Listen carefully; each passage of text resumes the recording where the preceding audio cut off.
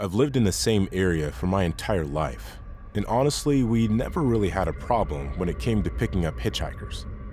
Since everyone basically knew everyone in my area, odds are if someone saw you walking along the side of the road, they were going to stop and ask you if you needed a ride, especially if the weather was bad that day, which is why I had no problem pulling off to the side of the road when I saw a young man with his thumb pointed out toward the road one night after it just started pouring rain. I rolled the window down and asked him where he was heading, and he told me that he lived a few minutes up the road. I assumed he meant on the way to town, so I told him to hop in and I'd give him a ride. He seemed really appreciative at first, but I have to admit that I felt a little weird at first when I didn't recognize him. I asked him how long he's lived around here, and he told me that he just moved to the area just a few months before, and was only going to be staying for a few more weeks. I thought that was interesting, but didn't want to pry too much about his life and just continued to make my normal small talk. Eventually, he told me to make a right on the road coming up ahead. I recognized the road as the same one that led to the quarry that we all used to hang out at when we were children. The odd thing was, I didn't remember there being any houses on that road. I looked around as I slowly drove up the narrow street that slowly turned from pavement to gravel. No matter which side of the car I looked out of, though, I wasn't seeing any signs of housing. That was when I noticed that man staring at me. It wasn't like he just glanced in my direction either. At that moment, as I was looking around, I realized that he had been looking right at me without saying anything from the moment that we pulled onto this road. I looked back at him and noticed that he had this intense-looking smirk on his face, as if he was trying to hold back a sinister smile. "Where'd you say you lived?" I asked him, but he didn't respond. "You know, I used to come up this road all the time when I was younger, and I don't think I've ever seen a house up here. When did they build yours?" I asked, hoping that he would have an explanation for me. Instead of an answer, though, he responded with a question. "Have you figured it out yet?" he asked. I looked back at him as I continued to drive up the wet gravel pathway. His eyes locked onto mine and then glanced down toward his hands, and when I followed them, I noticed that he had a gun that was pointed right at me.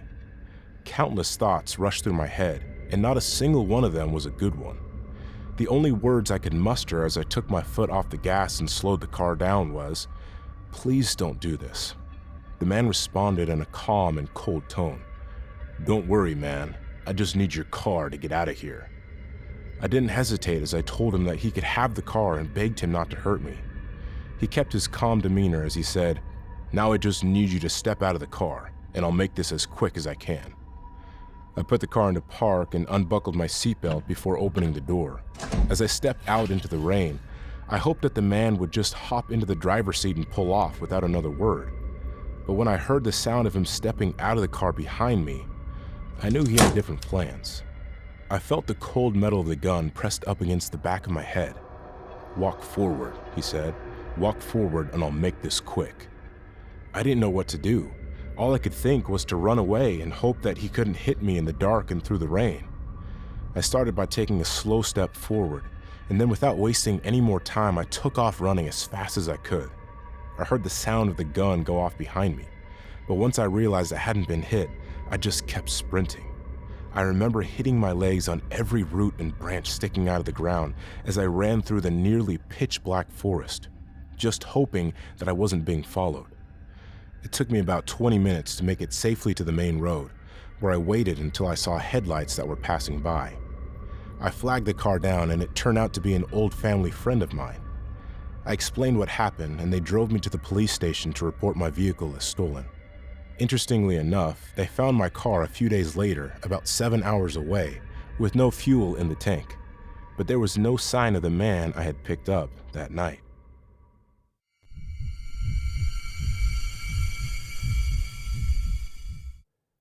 I was 15 years old when I was walking home from a high school football game and was almost picked up by someone who mistook me for a hitchhiker. You see, my school was about a 5-minute walk from my house, which was just outside of the town that I lived in. And because both of my parents worked late sometimes, I got pretty used to walking home from school or from events at the school. That night, I decided to beat the traffic and left the school about 20 minutes before the game ended so that I can get home safely. At least, that was my plan. As I made my way down the road from the school and out of what we considered to be town, I made sure to keep myself all the way on the side of the road. I kept my headphones off my head and always made sure to be on the lookout for any driver who might be swerving a bit too much. By this point, I was about 3 minutes away from my house when I noticed a set of headlights pulling up behind me. I just assumed that it was a car that was slowing down before passing me out of the respect for my safety. But as they got closer and closer, I could tell that they were slowing down to get my attention. I looked over toward the road, and before I could even see the person in the car, I heard them call out in a relatively deep voice, "Hey, where are you headed?" The words didn't register right away as I tried to figure out if I recognized who was talking to me. "Do you want a ride?" they asked, at which point I realized I had never seen them before. I leaned down so that my head was in line with their window, and as weird as it was for a stranger to ask if I needed a ride, I tried to be polite as I said, "No thank you, I live up the road here." I waved and got ready to continue walking, hoping that the stranger would just drive on by without saying anything else. As I walked, I waited to see the headlights move as if they were starting to pass me, but at first, they didn't budge an inch. Finally, I saw them start to move a little bit forward, and just as I was starting to feel relieved, I could hear the sound of the tires slowly pulling onto the shoulder of the road where I was walking. I could feel my heart starting to beat faster and faster as I realized that for some reason the person had pulled up and parked their car right behind me. I kept walking but flinched as I heard the squeaking sound of the car door swinging open. "Hey!" I heard the man call out from behind. "I'm talking to you. Didn't your parents teach you any manners?" he asked aggressively. I started walking faster as I heard the sound of the car door closing, followed by footsteps on the pavement behind me. I took in a deep breath as I tried to figure out what I was going to do if the man kept following me. But before I could figure out any sort of plan, he said something that really freaked me out. "You can walk all you want, but you'll never get away from me," the man said in a very calm tone that, even though he was about 10 feet behind me or more, sounded like he was right next to me. What was really scary about what he said, though, was the fact that he sounded like he meant it. The next thing I knew, I heard his pace pick up behind me, and I knew I couldn't think anymore. I needed to get away before he caught up.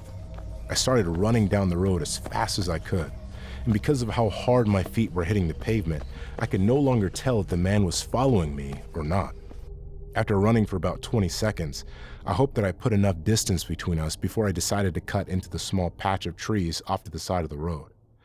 I knew that if I could run through the small bit of woods, I would get to a house where I could knock on the door and ask for help. I did my best not to look behind me as I ran through the trees, but with each step I took, I feared that the man was going to grab a hold of me. After running for what felt like forever, I finally made it to the fenced-in yard of one of my classmates. I hopped over the wooden fence and ran up to the back door. As I banged on the door, all I could do was hope that someone was home and that they weren't at the game. Thankfully, the kid's older brother came to the door, and after seeing me in a panic, he let me inside. It was just us in the house because his parents were at the game with my classmate. I used their house phone to call my parents and let them know what happened. They both came to pick me up, and after they got me, we all waited for my classmates' parents to get home so that we can let them know what had happened as well. My parents filed a police report, and I told the officers everything that happened. But as far as I know, they never found whoever it was that tried to get me into their car.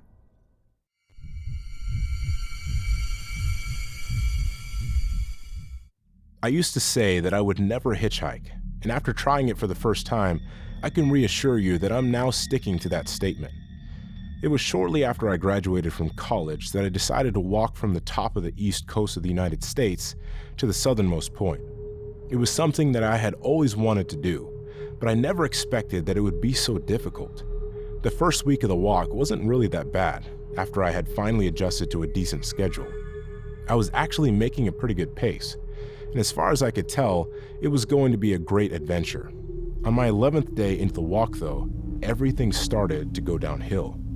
As I walked along the side of the highway, since it was the best and most suggested route to get me to the next off-road trail that I was going to take, I managed to drop my phone and broke it. If that was the worst part of my day, though, I would honestly have called it a win. But it wasn't even close.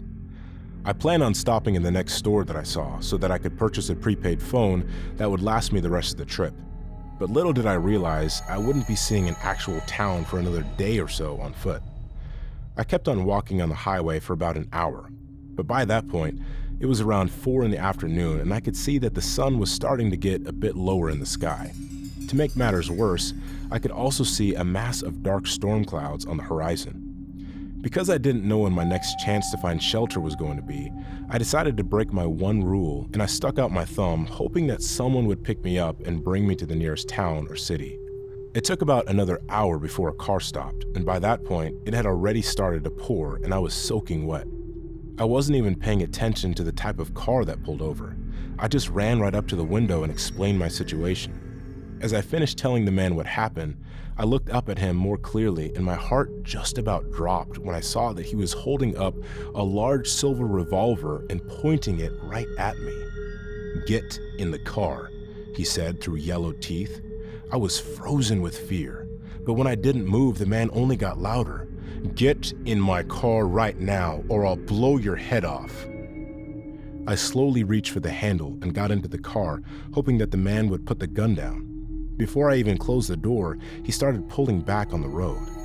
I looked over to the man who had a massive smile on his face, almost as if he was laughing to himself. I could see that the gun was still pointed at me, although now it was lower and more in his lap than it was before. I kept looking out the window as we sped down the road, wondering if there was any way that I could get out of the car safely. I could hardly think straight though, with the man's deranged muttering. All I could make out from what sounded like gibberish was the phrase, "Have fun tonight," which he kept saying every couple of seconds like he was tweaking. As we continued to drive, I noticed that there was a car on the road behind us, and after a minute or so, they had managed to get pretty close to the car that I had been forced into. Something in me told me that this would be my only chance to get away from that man without getting shot. I took in a single breath, and then as fast as I could, I unlocked the door and leaned into it, forcing it to swing open as we drove down the highway. I rolled out of the car as the door opened, and I can still remember the pain I felt as my head smacked into the pavement as I rolled. Thankfully, the car behind us stopped when they saw me fall out onto the road, because I couldn't get up on my own. They ran right over to me, and when they asked if I was okay, all I could remember saying was, "Help, call the police." After that, everything slowly faded to black, and the next thing I remember, it was 2 days later and I was waking up in a hospital bed. Once I was awake, I called my family to let them know where I was and what happened to me, and I waited for the police who brought me to the hospital to take my statement. They also spoke to the driver of the car who helped me out, and they got a pretty good description of the creep who tried to kidnap me. Apparently, he tried to convince them to let him take me to the hospital, but when the driver who saved me refused, he got angry and left in a fit.